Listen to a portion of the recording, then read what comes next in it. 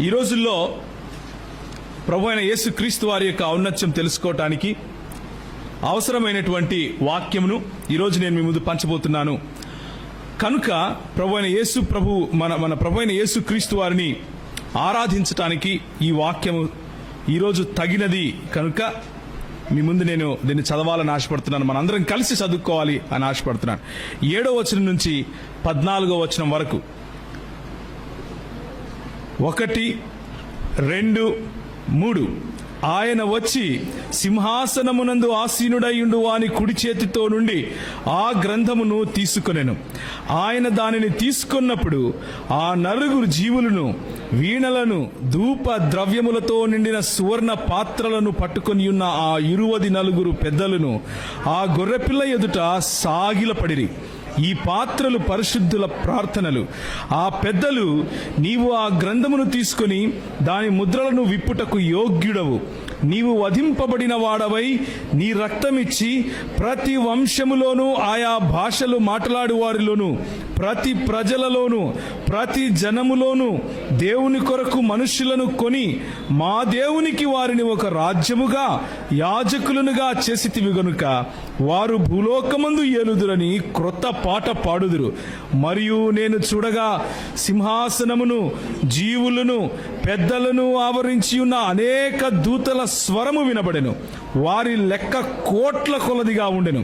వారు వధింపబడిన గొర్రెపిల్ల శక్తియు ఐశ్వర్యమును జ్ఞానమును బలమును ఘనతయు మహిమయు స్తోత్రమును పొందనర్హుడని గొప్ప స్వరముతో చెప్పుచుండిరి. అంతటా పరలోకమందును భూలోకమందును భూమి క్రిందను సముద్రములోను ఉన్న ప్రతి సృష్టము అనగా వాటిలోనున్న సర్వమును సింహాసనాసీనుడైన వానికిని గొర్రెపిల్లకును స్తోత్రము అని గట్టిగా చెప్పాలి. అప్పుడు ఆ 4 జీవులు ఆమేన్ అని చెప్పగా ఆ పెద్దలు సాగిలపడి నమస్కారము చేసిరి. ప్రభువా నీకు స్తోత్రము నాయనా. ఈ సాయంకాల సమయంలో మీ ఎదుట సాగిలపడి మేము మా ఆత్మలో ఆనందిస్తూ స్తుతిస్తున్నాం. గొర్రెపిల్లగా మా కొరకు నువ్వు చేసినటువంటి ఆ స్తుతి యాగము, బలి యాగము, మా పాప పరిహారార్థమై నువ్వు చేసినటువంటి ఆ యాగాన్ని జ్ఞాపకం చేసుకుంటూ నిన్ను స్తుతించి ఆరాధిస్తున్నాం. ప్రభా నీకు మా జీవితాలలో మా హృదయాలలో పెద్దపీట వేస్తున్నాం. నీవు మా దేవుడవని ఒప్పుకుంటున్నాం. సింహాసనాసీనుడైన వానితో సహా కూర్చున్నటువంటి గొర్రెపిల్లవైన దేవా నీకు స్తోత్రములు చెల్లిస్తూ ఈ సాయంకాలము నీ ఔన్నత్యాన్ని నీ దేవత్వాన్ని జ్ఞాపకం చేసుకుంటూ నిన్ను స్తుతించే భాగ్యాన్ని మాకిచ్చినందుకు మీకే వేలాది లెక్కలేనటువంటి స్తోత్రములు చెల్లిస్తూ ఈ స్తుతి ఆరాధనను యేసు ప్రభువు నామమున సమర్పిస్తున్నాము తండ్రి. ఆమెన్. దయచేసి కూర్చోండి.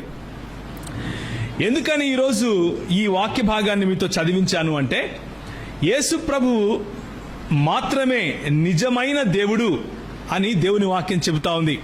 యేసు ప్రభువు మాత్రమే అన్ని భాషలు, అన్ని జాతులు, అన్ని రకాల ప్రజల పైన ఆయన ప్రభువై ఉన్నాడు అని దేవుని వాక్యం ప్రకటిస్తూ ఉంది.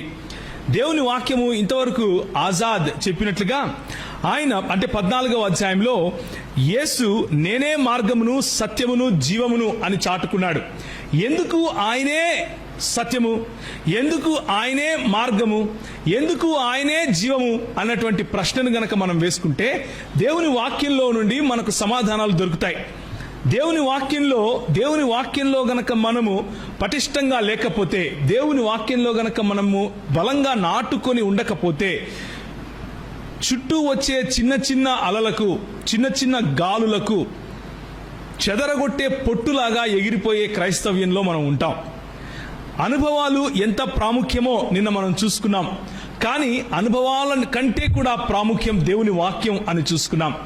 మొదట దేవుని వాక్యము అనేటటువంటి ఒక పునాదిని మనము నిన్న రోజు సాయంత్రం వేసుకున్నాం. అంటే మనకు ప్రతి ప్రశ్నకు సమాధానం కావాలన్నా, మన జీవితానికి జీవన శైలికి ఆధారం ఏదైనా ఉంది అన్నా అది కేవలం దేవుని వాక్యం మాత్రమే అన్న విషయాన్ని మనం చూసుకున్నాం. ఇప్పుడు ఆ దేవుని వాక్యము యేసు ప్రభు గురించి ఏమని సెలవిస్తా ఉంది అన్న విషయాన్ని మనం చూసుకుందాం. చాలాసార్లు మనము యేసు ప్రభువు అనగానే దేవుడు అని చెప్పేస్తూ ఉంటాం. కానీ ఎందుకు దేవుడు అని ప్రశ్నిస్తే, దేవుని వాక్యంలో ఉన్నటువంటి లోతులు తెలియకపోతే, దేవుని వాక్యంలో ఉన్నటువంటి సత్యాలు స్పష్టంగా అర్థం కాకపోతే మనము కన్ఫ్యూజన్లో ఉండే అవకాశం ఉంది, మన తోటి వారిని కూడా కన్ఫ్యూజన్లో ఉంచేసే అవకాశం ఉంది. కాబట్టి యేసు ప్రభువు యొక్క దేవత్వాన్ని, యేసు ప్రభువు మాత్రమే ఎందుకు రక్షకుడు, క్రైస్ట్ అలోన్, నిన్న మనం ఏం చూసాం, సోలా స్క్రిప్చురా అన్న పదం చూసాం, అంటే లేఖనములు మాత్రమే అన్న విషయం చూసాం. ఈరోజు మనము సోలాస్ క్రిస్టోస్ అన్న మాటను చూస్తాం, అంటే కేవలము క్రీస్తు అన్న విషయాన్ని మనం చూస్తాం. కేవలము క్రీస్తు, క్రీస్తు తప్ప వేరే మార్గం లేదు, క్రీస్తు తప్ప వేరే సత్యము లేదు, క్రీస్తు తప్ప వేరే జీవము మానవులకు లేదు అన్న విషయాన్ని ఈరోజు మనం చూస్తాం.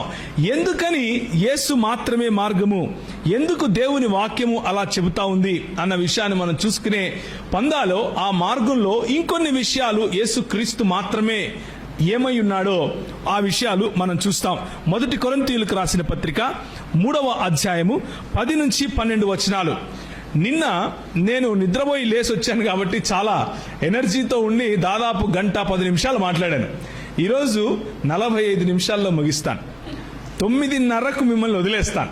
కానీ మీరు నాకు ఒక వాగ్దానం చేయాలి. ఏంటి అంటే 9:30 వరకు ఆ సమయాన్ని మీరు నాకే ఇవ్వాలి, ఇంకెక్కడ ఇవ్వకూడదు. మీరు అమెరికాకి వెళ్ళకండి. మీ మనసుల్లో మీ ఇల్లు బాగానే ఉంటాయి, మీ ఇంట్లో పశువులు, మీ ఇంట్లో ప్రజలు, మీ వస్తువులు ఎవ్వరూ దొంగలు ఎత్తుకొని పోరు.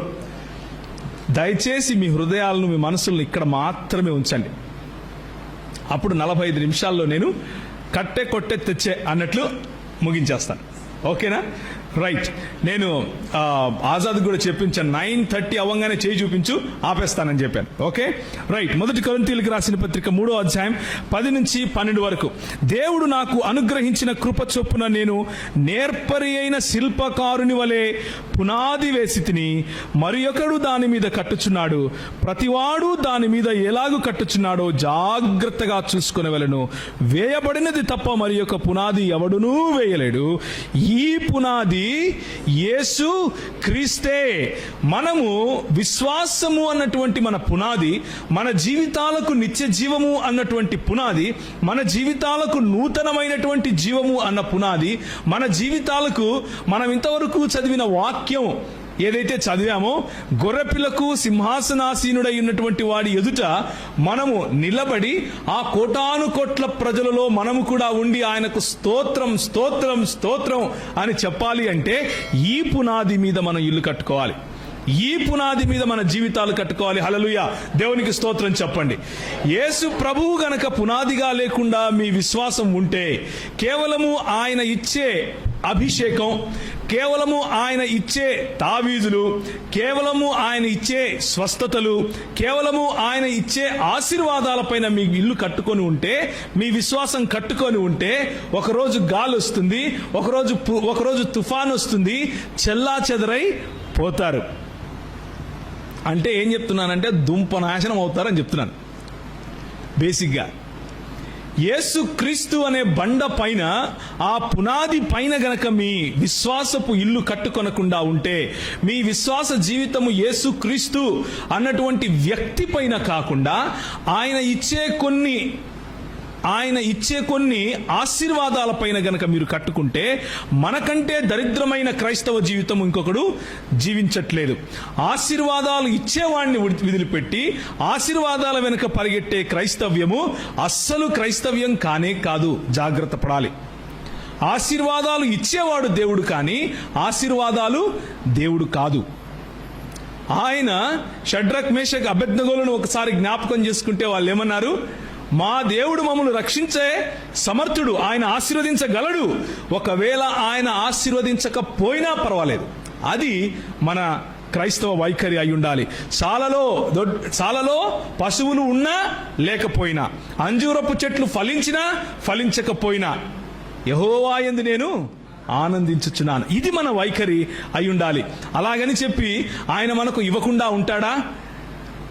మానవ మాత్రమే మనమే మన పిల్లలకు వాళ్ళు రొట్టె అడిగితే ఏమిస్తాం? రాయిస్తామా? రొట్టె ఇస్తాం. చేప అడిగితే కప్పలో పాములో ఇస్తామా? చేపలో ఇస్తాం. అలాంటిది మన ప్రభువు మహా దేవుడు, ఆయన మనకు కావలసింది ఇవ్వకుండా ఉంటాడా అని దేవుని వాక్యం మనల్ని ప్రశ్నిస్తూ ఉంది. రెండవ మాట, మొదటి మాట ది ఓన్లీ ఫౌండేషన్, కేవలము యేసుక్రీస్తు మాత్రమే మన విశ్వాసానికి పునాది అయి ఉండాలి.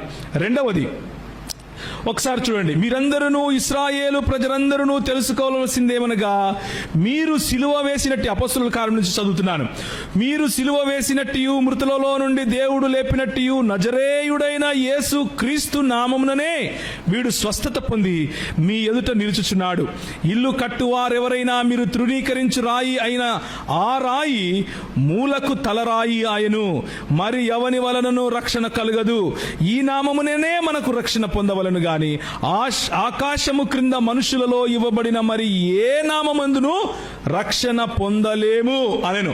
రెండవ మాట, కేవలము యేసుక్రీస్తు అన్నటువంటి నామములోనే రక్షణ ఉంది. కేవలము యేసుక్రీస్తు అన్నటువంటి మాటలోనే మోక్షం ఉంది. కేవలము యేసుక్రీస్తు అన్నటువంటి మాటలోనే, ఆ నామములోనే మనకు నిర్వాణమన్నా, మోక్షమన్నా, రక్షణన్నా, పరలోకమన్నా, నిత్య జీవమన్నా, ఏదైనా అనుకోండి, దానికి ఏదైనా పేరు పెట్టండి, చివరికి యేసుక్రీస్తు అన్నటువంటి నామములో మాత్రమే అది సాధ్యం. దేవునికి స్తోత్రం, హల్లెలూయా. ఎందుకు యేసుక్రీస్తు అన్నది మనము ఆలోచించాలి. దేవుని వాక్యము చెప్పేదాన్ని మనము తూచా తప్పకుండా తీసుకుంటాం. అదే ఫౌండేషన్, అదే పునాది నిన్న మనం వేసుకున్నాం. ఆ పునాది ఆధారంగా no other name, there is no other name on the face of the earth, ఈ భూలోకం పైన కానీ మరి పరలోకంలో కానీ ఇంకా ఏ లోకంలో కూడా యేసుక్రీస్తు అన్న పేరు తప్ప, ఆ నామము తప్ప ఇంకా ఏ నామములోనూ మనకు రక్షణ లేదు. ఏ నామమునకు అంత ఘనత దేవుడు ఇవ్వలేదు. యోహాను సువార్త 14వ అధ్యాయం, తండ్రి యందు నేనును నా యందు తండ్రియు ఉన్నామని నమ్ముడి, లేదా ఈ క్రియల నిమిత్తమై నన్ను నమ్ముడి. నేను తండ్రి యొద్దకు వెళ్ళుచున్నాను గనుక నేను చేయు క్రియలు నా యందు విశ్వాసముంచు వాడును చేయును, వాటికంటే మరి గొప్పవి అతడు చేయునని మీతో నిశ్చయముగా చెప్పుచున్నాను. మీరు నా నామమందు దేనిని అడుగుదో తండ్రి కుమారుని యందు మహిమపరచబడుటకై దానిని చేతును. నా నామమున మీరు నన్నేమి అడిగినను నేను చేస్తాను. ఈ మధ్యకాలంలో కొన్ని సమస్యలు వస్తున్నాయి. కొంతమంది తొడలు కొట్టే వాళ్ళు ఏం చేస్తూ ఉంటారంటే, యేసు ప్రభువు చిన్న దేవుడు, ఆయన తండ్రి పెద్ద దేవుడు, కాబట్టి యేసు ప్రభువు నామంలో అంటే ఉదాహరణకు టు ద జెహోవా అని రాయాలి, ఆ తర్వాత మనకు కావాల్సిన ప్రార్థన అంతా రాయాలి, లాస్ట్లో in the name of Jesus అన్నప్పుడు యేసు ప్రభువు సైన్ పెడతాడు, అప్పుడు మన ప్రార్థనలు స్వీకరించబడతాయి అంటూ వచ్చి రాని బైబిల్ తీసుకుని వచ్చి రాని మాటలతో ప్రజలను మభ్యపెడుతూ ఉంటారు. మనం కూడా ప్రార్థన చేసేటప్పుడు, ఆరాధన చేసేటప్పుడు, ఏదైనా చేసేటప్పుడు యేసునామంలో అంటూ ఉంటాం. అంటే బేసిక్గా అదొక ఫ్యాషన్ అయిపోయింది. ప్రార్థన అయిపోయింది అని చెప్పడం కోసం యేసునామం అనాలన్నమాట. యేసునామంలో అనగానే అందరూ ఆమేన్ అంటారు. అది ప్రార్థన అయిపోయింది అని చెప్పడం కోసం ఒక సూచనగా మార్చేసాం దాన్ని. కానీ నిజానికి యేసు నామములో అంటే ప్రార్థన అయిపోయినందుకున్న సూచన కాదు. యేసు నామములో అంటే మనకు యోహాను సువార్త 14వ అధ్యాయం 12వ వచనంలో చెప్పినట్లుగా, మీరు నా యందు విశ్వాసం ఉంచినట్లుగా మీరు నా నామమున దేనిని అడుగుదురో, అంటే నేనేసినటువంటి పునాది మీద నిలబడి నేను చెప్పినటువంటి నా నామము దేంట్లో అయితే రక్షణ ఉందో ఆ నామాన్ని నమ్ముకుని దేన్ని అయితే ప్రభువుగా మీరు స్వీకరించారో ఆ అధికారము క్రిందికి వచ్చి మీరు అడిగితే, ఎవరిని అడిగితే, మీరు నా నామమున నన్నేమి అడిగినా నేను చేస్తాను అని ఎవరు అంటున్నారు? మన ప్రభు అయిన యేసు అంటున్నాడు. మన ప్రభు అయిన యేసు, మీరు తండ్రిని అడిగితే తండ్రి నన్ను మీరు ప్రేమిస్తున్నారు కాబట్టి, నా మీద విశ్వాసం ఉంచుతున్నారు కాబట్టి ఆయన చేస్తాడు అని ఎలా చెప్పాడో అదే మాటను మీరు నన్ను నా నామమున ఏమడిగినా నేను చేస్తాను అంటున్నాడు. అంటే ఇప్పుడు టు జీసస్ అని రాసి కింద జీసస్ నేమ్ అని పెట్టాలా? ఇల్లాజికల్ థింకింగ్, ఏమాత్రము తర్కము లేని మాటలవి. యేసు నామములో అంటే అర్థం ఏమిటంటే యేసు ఇచ్చినటువంటి అధికారంలో. యేసు నామములో అంటే అర్థం ఏమిటంటే we identify with this person. క్రీస్తు అన్నటువంటి వ్యక్తితో మా గుర్తింపు ఉంది. We submit to his will. ఆయన చిత్తము క్రింద మేము బ్రతకాలి అని ఆశపడుతున్నాం. మేము ఆయన నామము అన్నట్టు ఆయన అధికారము క్రింద మేము ప్రార్థన చేస్తున్నాం. We represent him as our king. మేము ఆయన మా అధికారి, ఆయన మా రాజు అన్నటువంటి రాచరికం క్రింద ఆయన అంబాసిడర్స్ గా, లేకపోతే ఆయన యొక్క రాజదూతలుగా మేము ఆయనను ఏం చేస్తున్నాం? రిప్రజెంట్ చేస్తున్నాం. మేము ఆయన ప్రతినిధులుగా అడుగుతున్నాం. ఈరోజు భారతదేశ ప్రతినిధిగా మరి ఎవరు వెళ్తారు? ఉదాహరణకు నరేంద్ర మోదీ గారు వెళ్ళారనుకోండి. ఎక్కడికి? యునైటెడ్ నేషన్స్ అనే ఆ గ్యాదరింగ్కి నరేంద్ర మోదీ గారు కాదు, మొన్న సుష్మా స్వరాజ్ గారు వెళ్ళారు. సుష్మా స్వరాజ్ గారు ఏం మాట్లాడినా కానీ భారతదేశపు నామమున మాట్లాడుతుంది, అవునా కాదా? In the name of the government of India, in the name of the republic of India. అంటే ఎవరికి రిప్రజెంటేటివ్ ఆమె? 120 కోట్ల మందికి రిప్రజెంటేటివ్. అలాగే మనం కూడా in the name of Jesus అంటే నేను ఎవరి ప్రతినిధిని? యేసు ప్రభువు ప్రతినిధిని. ఆ అధికారంతో మాట్లాడాలి అని యేసు ప్రభు చెప్తున్నాడు. అంతేగాని ప్రార్థన అయిపోయింది అని చెప్పడం కోసం లాస్ట్లో యేసు ప్రభు నామంలో అని అనే ఆ సంస్కృతి మనకు నేర్పించలేదు ప్రభు. ఓకే, నిజానికి గనక మీరు నూతన నిబంధన గ్రంథం చూస్తే ఎక్కడ కూడా ఏ భక్తుడు కూడా యేసు నామంలో ప్రార్థిస్తున్నాం తండ్రి అని ప్రార్థన చేయలేదు. చూపించండి, చూపించండి ఉంటే. ఎక్కడ ఉండదు. యేసు నామంలో ప్రార్థించడం అంటే యేసు ఇచ్చినటువంటి అధికారంలో, యేసును మేము యేసు యొక్క ప్రాతినిధ్యంలో, యేసు యొక్క చిత్తము క్రింద ఆయన మనసును ఎరిగి ఆయన బంట్లుగా, ఆయన దాసులుగా అన్నటువంటి అర్థం వస్తుంది.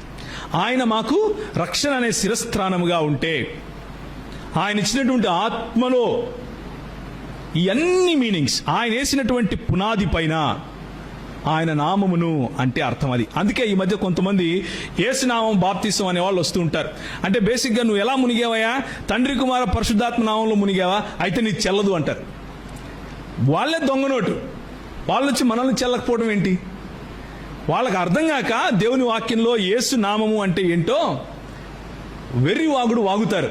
యేసు నామములో బాప్తిస్మం ఇవ్వటం అంటే అర్థం ఏమిటంటే యేసు ఇచ్చిన అధికారముతో, యేసు యొక్క చిత్తానికి మా చిత్తాలను మేము తలవంచుకుని యేసు యొక్క ప్రతినిధులుగా మేము చేస్తున్నాం.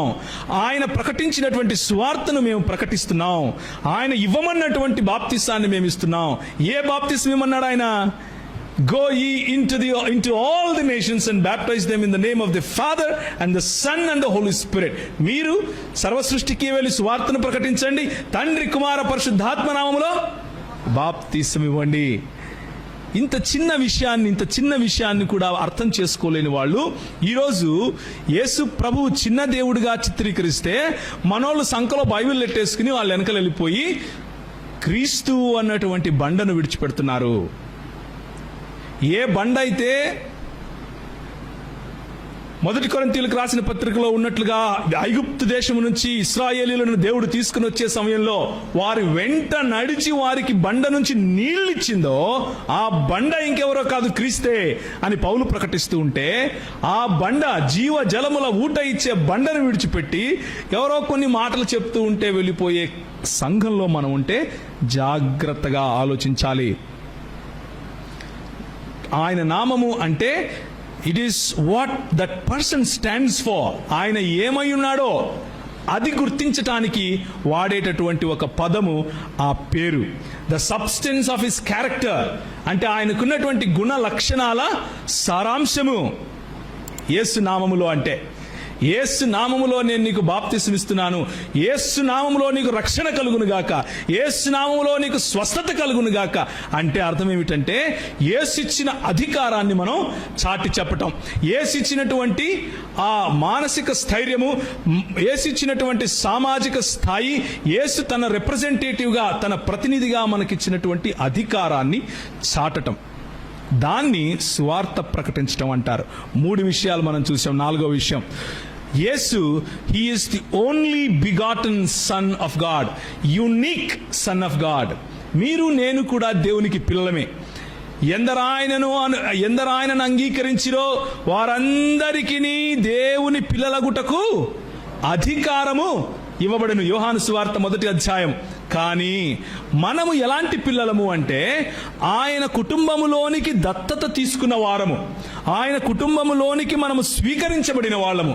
ఎలా స్వీకరించబడ్డాము అంటే ఒక్కగానొక్క కుమారుడైన unique sun of God, the only begotten son of God అయినటువంటి యేసు క్రీస్తు యొక్క రక్తము క్రింద, ఆయన వేసినటువంటి పునాది పైన, ఆయన ఇచ్చినటువంటి రక్షణ కారణంగా, ఆయన నామములో మనము కుమారత్వాన్ని పొందాం. ఆయన లాంటి కుమారులం కాదు. అందుకే యోహాను సువార్త 3వ అధ్యాయము 16వ వచనం, 3:16 ఏముంటుంది చెప్పండి? దేవుడు లోకమును ఎంతో ప్రేమించెను కాగా తన అద్వితీయ కుమారునిగా, అద్వితీయ అంటే ఆయనను పోలి ఇంకొకడు లేని అని అర్థం, ఆయన వంటి ఇంకొకడు లేడు అని అర్థం, వన్ ఆఫ్ హిస్ కైండ్ అని, యునిక్ అని అర్థం. ఆయన లాంటి కుమారులం మనం కాదు. కానీ కొంతమంది ఏం చేస్తూ ఉంటారు అంటే యేసు ప్రభు మా పెద్దన్న, ఎందుకు అంటే ఆయన దేవుని కుమారుడే, మేము దేవుని కుమారులమే. పరిశుద్ధాత్ముడు మా చిన్నన్న, ఎందుకు అంటే యేసు ప్రభు తర్వాత పరిశుద్ధాత్ముడు పుట్టాడు. ఇలాంటి వెర్రివాగుడు కూడా వాగుతూ ఉంటారు. ఇలాంటి వాళ్ళను కూడా మనం సహిస్తే ఇక మన బతుకులు తెల్లారినట్లే. మనం ఆలోచించుకోవాలి. యేసు ప్రభు 5వ మాట, why he alone is the way. ఎందుకు ఆయన మాత్రమే మార్గము, ఎందుకు ఆయన మాత్రమే సత్యము, ఎందుకు ఆయన మాత్రమే జీవము అంటే జెనసిస్ చాప్టర్ 3 అంటే ఆది కాండము 3వ అధ్యాయం మొదలుకొని మలాకీ గ్రంథము 4వ అధ్యాయము 5-6 వచనాల వరకు ఆయన గురించి దాదాపు 300కు పైగా ప్రవచనాలు జరిగాయి. దేవునికి స్తోత్రం, హల్లెలూయా.